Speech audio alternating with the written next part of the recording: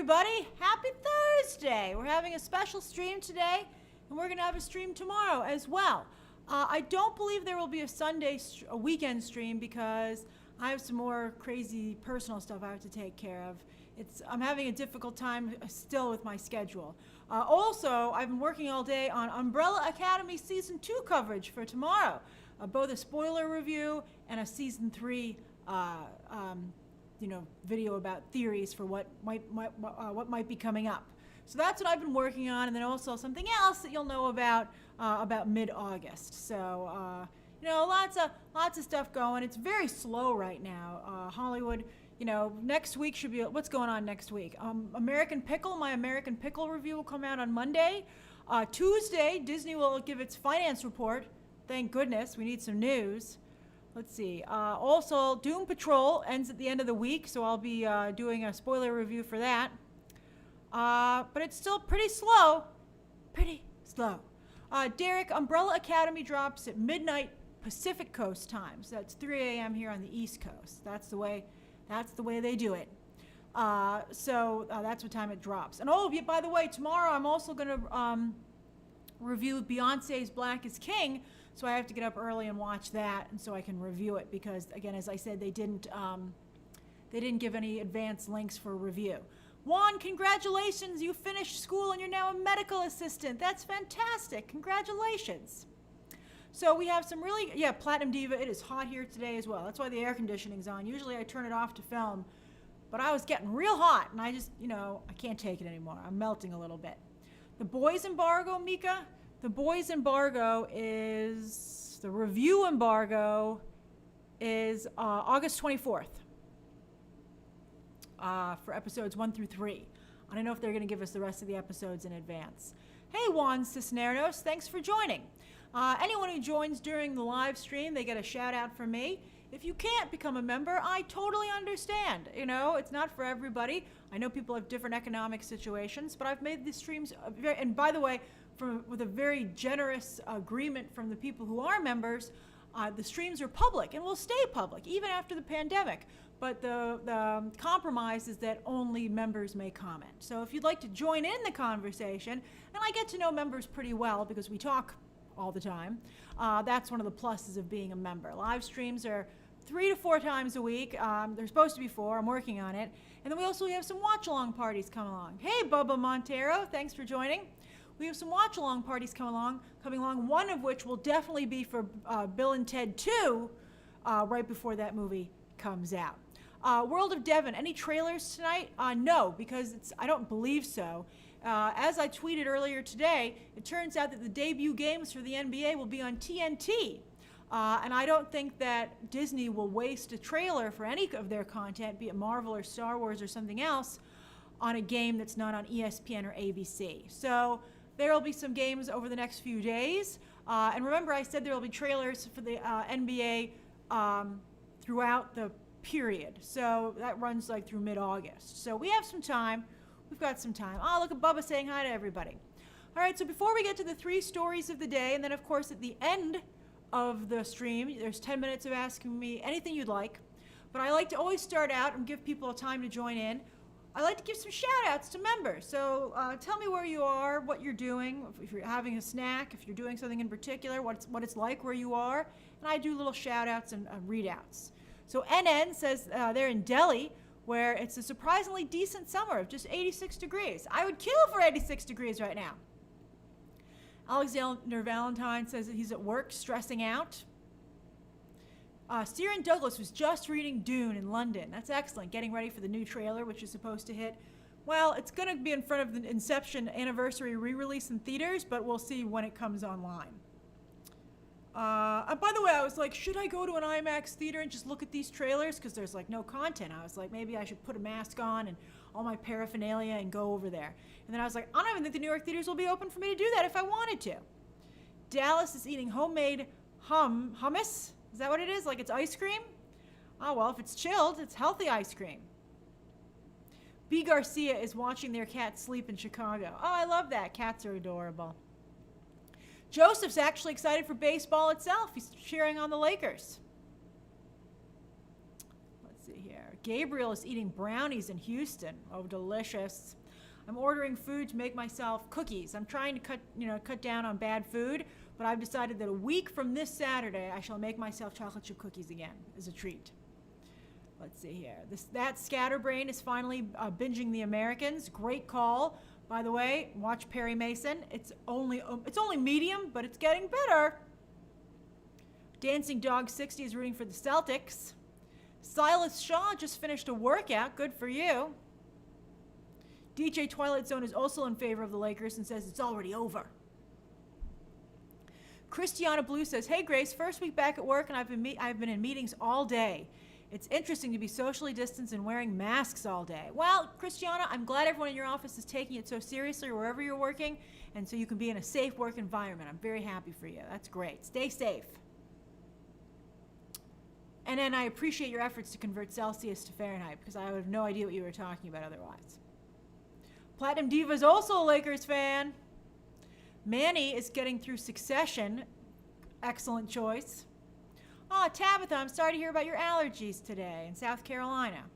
Allergies are horrible. Hello, Wesley. Brent Maxley Hansen. Hey, nice to see you. I always see you on YouTube. I just finished with my patients for the day, and I'm headed home to shower and unwind. Oh, that's great. I hope you stayed safe, and it's so nice you were helping people. Lloyd's is just chilling at home with fresh fruit in sunny Virginia. That's very healthy of you. I'm impressed. I ate some delicious broccoli yesterday. It was quite delicious. Broccolini. Hey, Neon Penguin 95. Thanks for joining. Ivan's waiting for the second season of the Umbrella Academy. It's worth it. Sarah Inglis, thank you for joining. Yeah, I've been talking Umbrella Academy Season 2 all day today, getting ready for my videos tomorrow. Tomorrow it'll be the Beyonce Black is King review and the Umbrella Academy spoiler review, and then my Season 3 video will drop Saturday morning. I got a lot of editing to do. It takes so long to edit spoiler reviews. It takes me like hours, because they're so long. All right, Seb's in Bath, England. Waffles started watching Schitt's Creek in Long Island. Yeah, if you're looking for stuff to watch, go through the Emmy nominations. I have a whole video about that. I hope you'll check it out. And Anna is eating McDonald's. Oh my God, I'm so jealous. I wish I felt that I could go out and get, takeout. I'm very careful where I go. Josh, we're going to talk about Disney and Pixar's Luca right here because we don't have enough information for a standalone video just yet. That's a perfect segue to get to the first story. All right. So first story of the day. Boop. All right. So first story of the day. Disney Pixar this morning announced their next project. It's going to be called, as you can see, Luca. Hey, Dave Parker. Thanks for joining. It's going to be called Luca, and it comes out June 18th, 2021, which has become a big day for Pixar's release schedule. So June's a great, beginning of summer. That's when, of course, Soul was supposed to come out. I think it's a great idea. Now, Luca, isn't that a gorgeous picture? So Luca will focus on the Italian Riviera, but of course, everyone made the connection to Call Me By Your Name, which also takes place in the Italian Riviera and is directed by another Luca, Luca Guadagnino. And of course, two boys hanging out sounds a lot like Call Me By Your Name, which I thought was a masterfully directed film. People thought there was a little bit of a problem with the age difference between the two characters, and that really killed that movie's awards chances, and I think and they're supposed to be making a sequel, so we'll see if we ever get that. But anyway, this is about two young boys spending an amazing summer together in Europe. Now, I've been to the Italian Riviera, and it is stunning. I will never forget going. It was Sorrento, basically the Amalfi Coast. So I went up and down the Amalfi Coast. I thought it was amazing that every single place on the Italian Riviera has a beautiful view of the ocean. It's crazy. And also, the other cool thing, and it was just, from the nicest hotels to I was driving by a burger joint, which is just like a shack with an umbrella, and you could still have an amazing view. And so I loved being there. Also, it's salt water, and so that means it's particularly easy to float in the water, because I'm not a very good swimmer, so I appreciated that. It's right near Capri, is in the same area. It's just beautiful. That's right, and I did share it wasn't a stream that I shared pictures. I shared pictures of my trip to the Italian Riviera in my latest Tenant Trailer Breakdown, because they're there as well. But I loved it. If you have a chance to travel there, also I have to tell you, Very affordable, very affordable. When my family went to Italy, the Italian Riviera was the most affordable place that we went. You can get, I think, a reasonably priced room that's just absolutely gorgeous, and they have so much stuff. So basically, this is a passion project from let's see here, Enrico Casarosa, who grew up there. He grew up on the Italian Riviera, and he says this is going to be an amazing summer of two boys enjoying gelato, pasta, and scooter rides. I gotta tell you, that's like a lot like what it's like being there. It's just such good food. Also, by the way, because they don't have any chemicals in their food in Italy, you can eat as much as you want and you actually don't gain weight. It's insane. The other funny story I have about being in the Italian Riviera is that we went to this restaurant, although a family member of mine was like, are you gonna order clams and linguine everywhere we go? And I was like, okay, I'll order this other dish. And the dish that I ordered took so long to make that we missed some of the things that we wanted to do. And I felt very bad. I wish they had told me that it would take that long to make it when I ordered it. But anyway, it was funny because it was this little small restaurant right on the water on a beach. It was so beautiful. I'll never forget it. And every single person in it was American. I was like, I can't believe I went to Europe, to the other side of the globe, and I'm sitting here with a bunch of Americans in Italy. It was hilarious. And then also they were offering everyone Coke Zero at the time. Everyone was like, I'd like a Coke Zero, please. That's how the waiter said it, which I thought was hilarious. I've since, of course, I switched from Coke Zero to Diet Coke, but now I'm totally off of soda. I've done it! I drink water and iced tea all the time. But it's beautiful. If you have a chance, that's right, DJ Twilight Zone. We can't go to Italy right now. They don't want us there because we have a bunch of corona. But really, if you can go, put it on your bucket list because it's just a tremendous place. And again, incredibly affordable. It'd be hard to find, I think, a better vacation. So anyway, I liked it better than Rome, actually. Dallas says I walked from Florence to Rome. That's amazing. Where did I go on my Italian trip? I'll tell you really quickly because we're getting off subject. I went to Rome. I went to Venice, which I loved. Venice is like pretty much underwater right now, so I think if you haven't been to Venice, you kind of missed it. I also love that. So many times when I was in Europe, I was like, oh my God, I feel like I'm in a painting or a movie. I can't believe this is real because it's so old. It's like gorgeous. It's like stuff from like history books. You can't believe you're actually witnessing it. So I loved Venice. And then I also went to the Italian Riviera, which I had just a wonderful time. I took a lot of train trips. I loved being on the train. It was fun. I really had a good time. I cannot recommend Europe enough. It's a fantastic vacation. Both France, I was at the south of France, and then also Italy. I hope someday we can go back there. Better than Disney World, Constance? I did hit up Disney World Paris Disneyland when I was there, when I was in France. I gotta tell you, I hit that up. I think it's as good. I love them. That's how good Europe is. I love it as much as Disney World. So it's fantastic. I did not see Mysterio, unfortunately. All right, so anyway, this is going to be a really nice spotlight, I think, on Europe. Now, of course, this is a Pixar movie. It can't be just about two boys having a great summer. It's, in fact, one of them is a sea monster masquerading as a human being from a world just beneath the water's surface. Pixar. I'm also waiting for one other shoe to drop. I'm like, is one of the boys dead? Is the ocean, does the sea monster never get to grow up for some reason and the other one leaves him behind? You know there's going to be an incredibly sad element to it. I'm just, as I said, waiting for that other shoe to drop, Pixar. Waiting for that other shoe to drop. And Enrico Casarosa is going to be handling this, but he did La Luna, which I got to tell you, I didn't love as a short. I just didn't love it. I thought it was only okay. So I hope he upped his game, although if they're going to transport me to the world of that picture that you see there, I'm sure we're in for a great time. I can't wait. Now, when I tweeted about this earlier today, one of you made a really good comment, and you pointed out that, well, Disney's focusing on girls right now with Frozen and also the upcoming Raya and the Last Dragon. I've heard that Raya and the Last Dragon has, like, no male characters in it, which I think might be a mistake, but that's what they're going for. But I think that Pixar is really picking up the slack in terms of boys, with Coco and the upcoming Soul movie. And then this. So I can't wait. I think this is going to be, at the very least, it'll be beautiful and make you want to get Italian food before or after you see it. I fell in love with gelato when I was there. Gelato, I feel, is so superior to ice cream. I'm a big fan. Oh, the Kit Bull short, Megan, was really good. I agree with Megan. Go, if you have Disney Plus, watch the Pixar shorts. Some of them are really, really good. All right, so that's the first story of the day. How does this sound to you guys? What do you guys think of this movie? So hot. Ugh.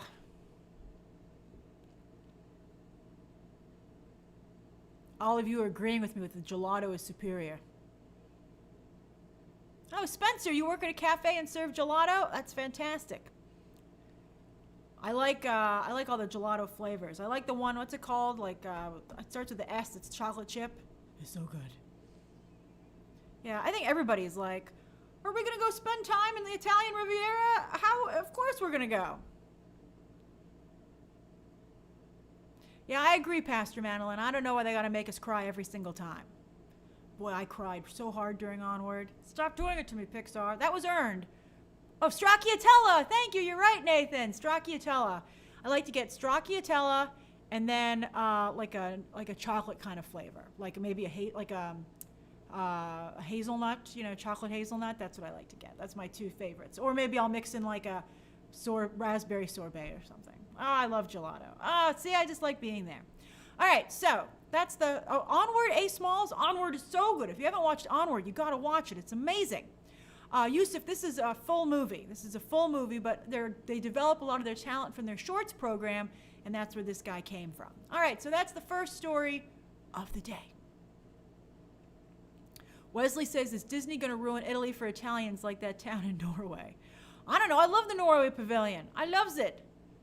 I love the Italian Pavilion at Epcot, by the way. It's quite delightful over there. All right, so story number 2. Boop. All right, story number 2. So Disney's financial report will come on Tuesday, as I said, and I'll definitely be covering it. So on Tuesday, I will be covering, don't be mean to Devin. Devin, I did a Pixar ranking. I'll do a Pixar ranking update when we get, maybe after Soul. All right, so anyway, Disney's financial report, as I said, comes out on Tuesday. But today, Universal released some numbers. Overall, Comcast for their second quarter, which is like smack in coronavirusville, they're only down 12% across the entire company. And that's because they are a cable company. They're largely, Comcast is a cable company. So they have some operations that, of course, can still do quite well. They're very much in the television business, so they're only down 12%. I'll be curious to see what Disney is down. But one part of their financial report that really turned heads was their theme park division, which globally was down 94%. 94%! That's so bad. Of course, remember, for some time they were closed, and also now they're operating at a reduced capacity. And in fact, they just had to cancel their Halloween Horror Nights event in the fall because they just don't think they can operate it safely. But 94%, yikes. I'm sure, as we're all wondering, what the heck is Disney's number going to be? That's really low. They, at the same time last year, for the same quarter, they had previously made $1.46 billion off of their theme parks in 2019. But this same period this year, they only made $87 million.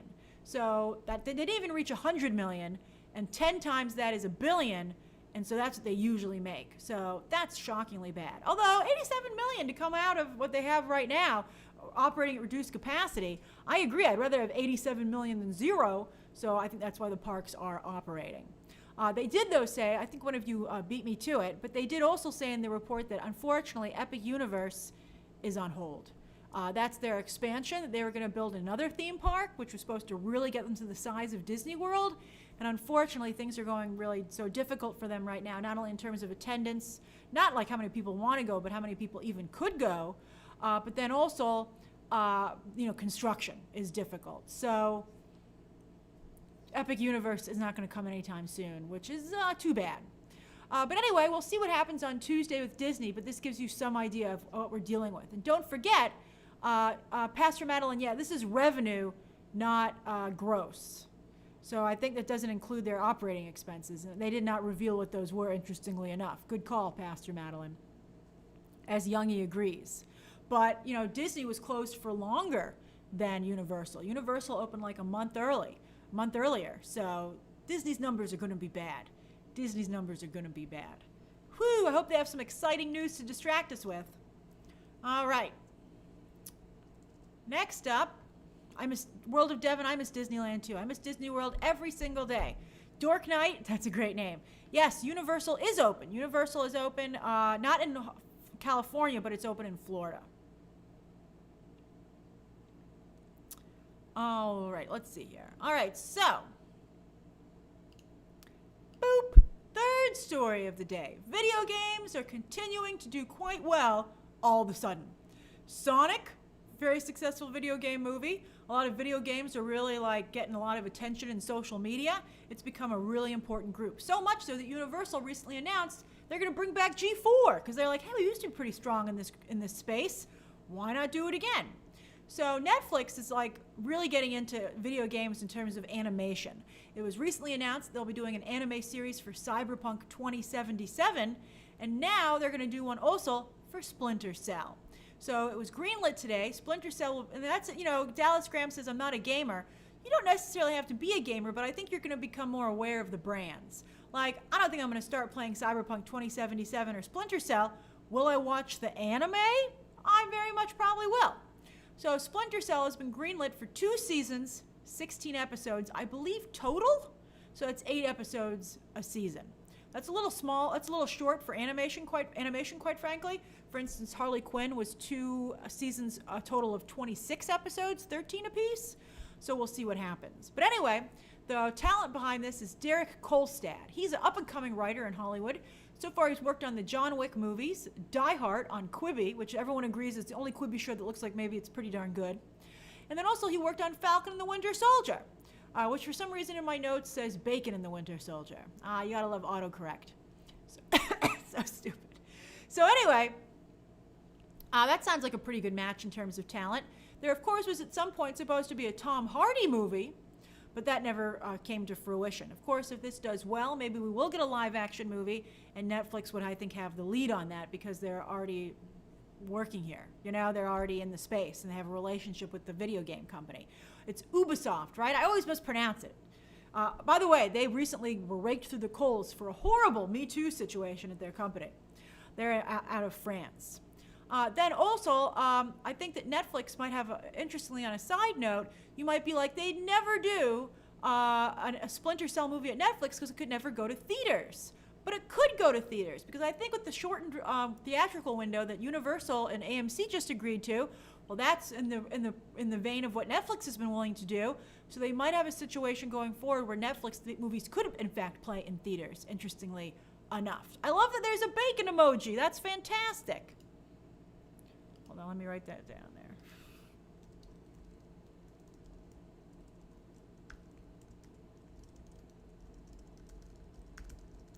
I want to write that down for movie math. All right. So those are the 3 stories of the day. We're all out of boops. It's 4:53, so you can ask me anything you'd like until 5:03, and then I must go.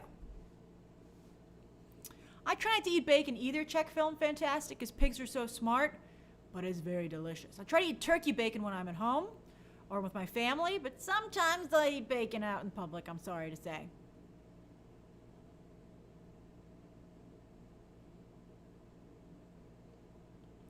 Christian Gomez says, any Harley Quinn season 3 news? Well, it's coming on to HBO Max Saturday, both seasons. So I'm sure they'd love to be able to announce that at DC Fandom. I've heard that HBO Max is disappointed in the number of subscribers they've been getting, and that certain efforts to get more subscribers have not gone as well as they would have hoped. Like, for instance, they thought they'd get more subscribers off of the Snyder Cut announcement, but they didn't. However, come on. I mean, that doesn't come out for like a year. Why would people renew to a service today only for content that comes a year from now? I mean, why would you do that? So I think that it's not fair to think about the number of subscribers they would get at this point. So if you want a Harley Quinn season 3, watch it on HBO Max this weekend.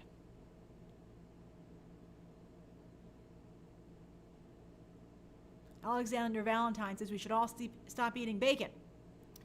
Ivan says, are there any updates on the Kate Bishop casting? There are not, and the fact that it's taking so long to get the news out there shows that that report on Monday was really wrong. I told you it was wrong. I think they really jumped the gun in an effort to be first, and I think, it'll be fine for them if she is confirmed, but boy, I'm sure they're sweating it out over there, hoping that she's confirmed. Always qualify stories if if they're not confirmed by, the industry.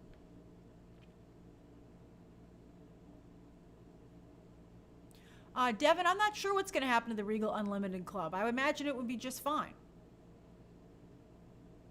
I think they're giving you a couple of months free to make up for or they put it on pause, but so that you didn't pay for stuff that you didn't use. Youngie says, how much screen time do you spend a week as a critic, streaming, etc.? I spend a lot of time. And also I have to do it very quickly. Like, I got to watch this stuff fast. Like, it's hard to review a movie, but imagine having to review a 10-hour movie. So that's very difficult. I spend a lot of time. I'd say 3 or 4 nights a week I'm watching content that I need to cover professionally, which is great. Do what you love.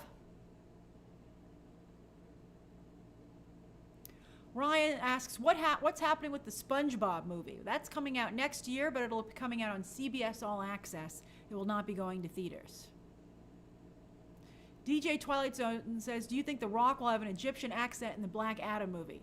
I do not. I don't think The Rock has that level of acting skills, and I would encourage him not to do it if he can't pull it off.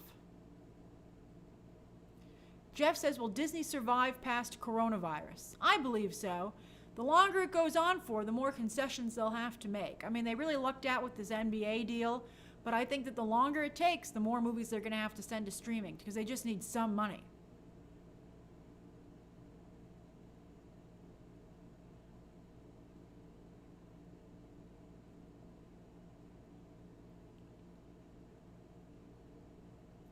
B. Garcia said, has anything ever been so bad that you turn it off in your screenings? No, because I have to review it. I can't stop watching something. That's not fair. What if it turns it around at the last minute? MJC, I believe Cruella is still on track because they did finish filming before the pandemic hit. Ah, that's funny, Jared. I'm sorry it's so hot there in Idaho. Neon Penguin says, what's your favorite Disney prince and princess? That's interesting. I really like Sleeping Beauty. I like Aurora. I like her hair. I think it's a beautiful movie. I like Prince Philip quite a bit.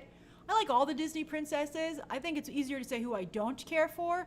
I don't like Merida. She poisoned her own mom knowingly. How can you not like Jasmine and Aladdin? I like Tiana. I just really like the Disney Prince and Princess brand. Hey, Ricky Alvarado 7, thanks for joining.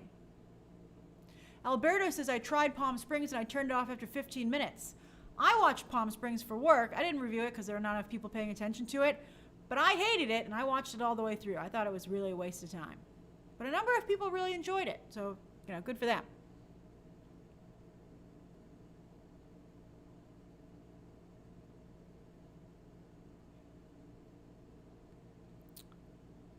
Mika says, Godzilla vs. Kong trailer for Inception. It's too early for that, I think.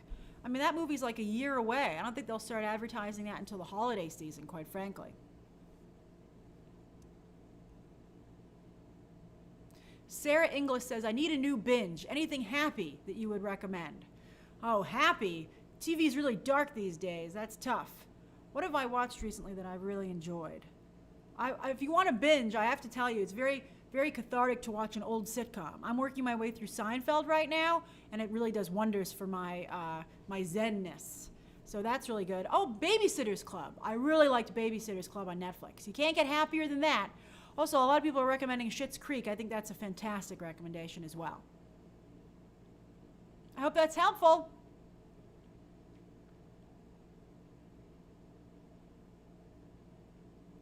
Jose says, do you pause movies a lot to take notes? I never pause movies to take notes because it interrupts it. I just remember, sometimes right afterwards I'll write stuff down. But also I've had to put my phone away because, I'm watching not a lot of movies to review at home now. And so what I do is I put my phone aside because I don't want to get distracted, or I'll be like, oh, let me look something up. I have an idea, and that's really bad. So now when I watch movies, I put my phone away out of reach, I sit down and I watch it, and I try not to pause it at all. And I think that makes for a much more authentic experience. I agree with B. Garcia. Upload is also a fabulous happy watch. I would watch, that's on Amazon Prime. That's fantastic.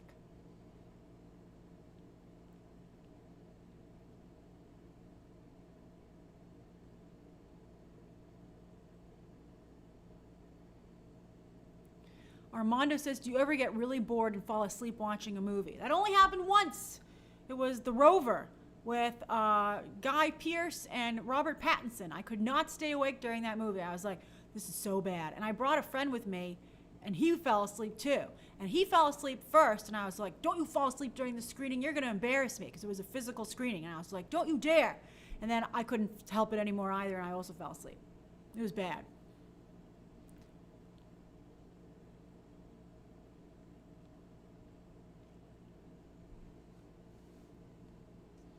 Some people like the rover, Colin. I fully realize that. Hey, Epic Echo, we have 2 minutes left. You just made it. Oh, David Felton, I did fall asleep during Cats. Thank you for reminding me. And I nodded off a little bit during The Irishman.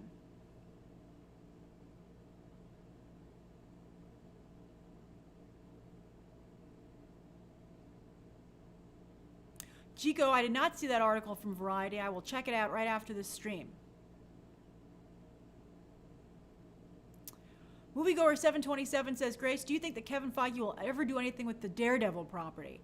I think he's in a tough spot because he realizes that everybody wants to see Charlie Cox continue in the role, but he can't because they're not going to keep anyone else from the Marvel Netflix shows. So I think that it's going to be difficult for Kevin Feige to move forward. I've heard even Kevin Feige likes Charlie Cox in the role, but he doesn't want to bring anybody else along, so he's stuck. Jason says, hi, Grace. When do you think we'll get a Mortal Kombat trailer? Well, the question is, does it keep its date?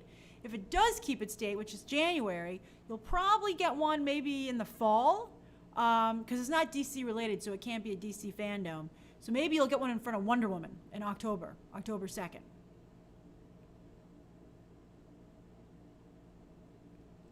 Dancing Dog 60, I think Shang-Chi has already started refilming or is like almost about to restart. I've had a couple of you who know people who are working on the film actually tell me that they're like pretty much up and running. Joe, I haven't gotten screeners for Lovecraft Country just yet, but I haven't requested them either because it's a little early for that. That doesn't start till, by Argus, that doesn't start until August 16th, and it's only starting one episode at a time. It's a weekly show, so it's too early for me to get screeners for that. I'll check in with them maybe next week. That's right, Liam, it is time. All right, Stardust says, Grace, what are your top 3 DC animated movies? I guess I would say, in no particular order, Mask of the Phantasm, what else? Batman Beyond Return of the Joker, and then I really liked Red Sun, which recently came out. I thought that was very good. Some of the more recent ones have been pretty good. I'm not a big fan of like retelling the same stories. I'm like, read the comic. But there have been some good ones as of late. All right, everybody, thank you so much for joining me. There will be a live stream tomorrow as well to make up for the missed ones this week. So I'll see you tomorrow at around 4 p.m. Keep an eye on this space for, I usually try and give you a half an hour heads up. All right, everybody, thank you so much. Concepcion 30, you just joined. Concepcion 30, if you have a question, I will answer it. I'll give you a moment to come up with one. Anybody who joins at the last second, I try to make sure they get something. Or you could just say hi.